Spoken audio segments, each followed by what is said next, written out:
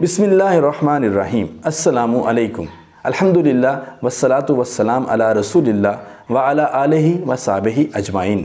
سورۃ المجادلہ، سورہ نمبر 58۔ سورہ مجادلہ مدینہ منورہ میں نازل ہوئی، جس میں 3 رکوع اور 22 آیات بینات ہیں۔ مجادلہ کا معنی ہے بحث و تکرار کرنا۔ حضرت خولہ بنت ثعلبہ رضی اللہ تعالی عنہا نے خامد کے ظہار کرنے کے حوالے سے حضور نبی کریم صلی اللہ علیہ وآلہ وسلم کے ساتھ ادب کے درجے میں رہتے ہوئے بحث و تکرار کی تھی۔ محترم ناظرین، اس زمانے میں کوئی خامد اپنی بیوی کو ماں کہہ بیٹھتا تھا تو اسے طلاق ہو جاتی تھی، اسی کو ظہار کہتے ہیں۔ اسی چیز کا ذکر اس سورہ مبارکہ کے شروع میں ہے، اسی مناسبت سے اس کا نام مجادلہ رکھا گیا۔ اس سورہ مبارکہ میں شرعی احکامات کے ساتھ ساتھ منافقین کی گھٹیا حرکتوں کا ذکر بھی ہے۔ منافقین اسلامی ریاست کو کمزور کرنے کے لیے خفیہ سرگوشیاں کرتے اور نبی کریم صلی اللہ علیہ وآلہ وسلم کی مجالس میں آپ کی ہدایات کے اثرات کو زائل کرنے کی کوشش کرتے تھے۔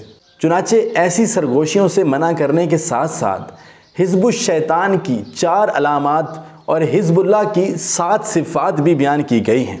حزب الشیطان یعنی شیطانی گروہ یہود سے دوستی رکھتا، جھوٹی قسمیں اٹھاتا، اسلامی ریاست کا دشمن اور دوستی ہے، جبکہ اس کے مقابلے میں حزب اللہ یعنی اللہ کا گروہ اسلامی ریاست کا محافظ، مضبوط ایمان والا، ایسا جنتی گروہ ہے کہ اللہ ان سے راضی اور وہ اللہ سے راضی ہیں۔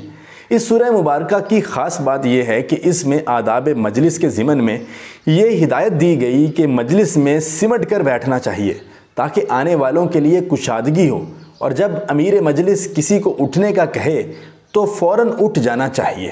آپ سے گزارش کروں گا کہ اس سورہ مبارکہ کو ایک مرتبہ ترجمے کے ساتھ ضرور تلاوت فرمائیں۔ جزاکم اللہ خیرا کثیرا۔